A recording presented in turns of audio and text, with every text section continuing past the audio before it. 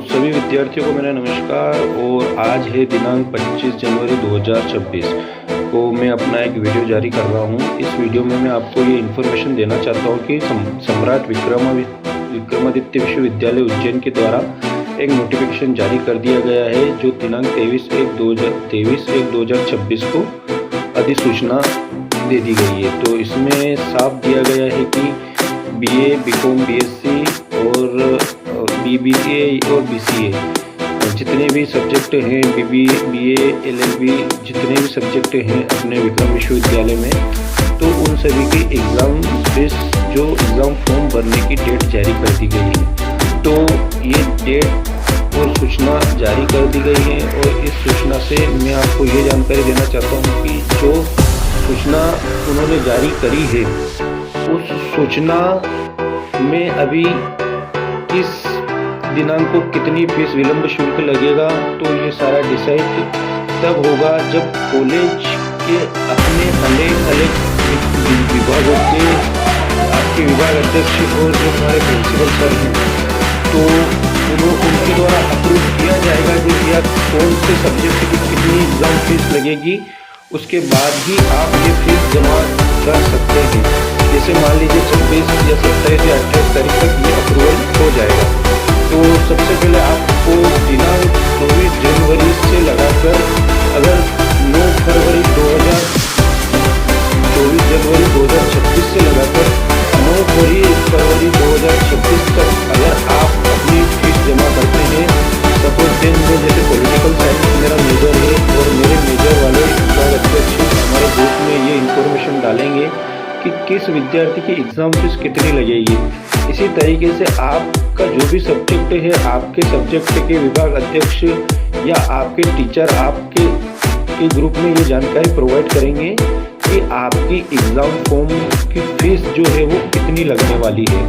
जो फीस आपकी लगेगी वो आपको जाकर कॉलेज में जमा करानी रहेगी, और उसी के बेस पे आपको कॉलेज में एग्ज़ाम देने दिया जाएगा। तो एग्ज़ाम फीस जमा करने के दौरान आपको क्या करना है? एग्ज़ाम फीस जमा करने के दौरान आपको ये चीज़ विशेष कर ध्यान रखनी है कि सबसे पहले आपने जो एडमिशन लिया था, यानी जैसे जो फर्स्ट ईयर के विद्यार्थी हैं जिन्होंने सेकेंड ईयर में एडमिशन लिया था, या जो फर्स्ट ईयर में विद्यार्थियों ने एडमिशन लिया, तो एडमिशन के दौरान आपको एक आइडेंटिटी कार्ड दिया जाता है और एक फीस कार्ड दिया जाता है और एक रसीद दी जाती है जो ऑनलाइन फीस जमा होती है। तो ये तीनों चीज़ें आपको सेकेंड इंस्टॉलमेंट जमा करने के दौरान भी अपने साथ रखनी है।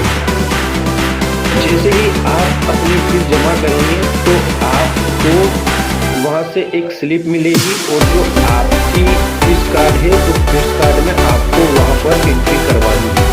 उससे बेनिफिट ये रहेगा कि जब भी आप नेक्स्ट ईयर में आएंगे तो आपका वहाँ पर उसमें क्या होता है कि जब भी आप छात्रवृत्ति के लिए जाते हैं तो आपका वो देखा जाता है कि यह विद्यार्थी ने फीस जमा करी कि नहीं। तो आप इन चीज़ों का ध्यान रखें, जब भी आप फीस जमा करने जाएँ तो आप इन चीज़ों को साथ में लेकर। दूसरी चीज़, जैसे कि मैंने आपको बताया कि अगर आप 24 जनवरी 2026 से लेकर 9 फरवरी 2026 से पहले आप अगर अपना एग्ज़ाम फॉर्म की जो फीस है वो जमा कर सकते हो, जो परीक्षा फीस होती है, तो ऐसी स्थिति में क्या है, आपका कोई भी विलंब शुल्क नहीं लगेगा। परंतु अगर आप ऐसी स्थिति में अगर आप नहीं जमा कर पाते हैं, मान लीजिए कि आपके पास समय नहीं था, या आपने 24 जनवरी से 9 फरवरी 2026 के बीच में आपने फीस जमा नहीं कराई, तो ऐसी स्थिति में क्या होगा कि आपको विलंब शुल्क 100 रुपये के साथ परीक्षा आवेदन पत्र जमा करने की तिथि भी दी जाएगी। तो ऐसी स्थिति में आपको करना क्या है कि आप दिनांक 10 फरवरी 2026 से 16 फरवरी 2026 तक अगर फीस जमा करते हैं, दिनांक एक बार और दोहरा देता हूं, दिनांक 10 फरवरी 2026 से 16 फरवरी 2026 तक अगर आप फीस जमा करते हैं, तो आपको जो भी आपकी फीस होगी, जो कि कॉलेज आपका अप्रूवल करेगा, तो उस फीस के साथ वो आपको विलंब शुल्क यानी आपको एक्स्ट्रा चार्ज या पेनल्टी के तौर पर आपको देना पड़ेगा। इसके बाद आते हैं हम, अगर मान लीजिए कि ये फर्स्ट स्लॉट हो गया, सेकंड स्लॉट हो गया। सेकंड स्लॉट में भी अगर आपने मान लीजिए कि 16 फरवरी 2026 तक भी फीस जमा नहीं करी, तो ऐसी स्थिति में क्या होता है कि अगर आप 17 फरवरी यानी 17 फरवरी 2026 से 23 फरवरी 2026 तक जाएंगे तो आपको 16 फरवरी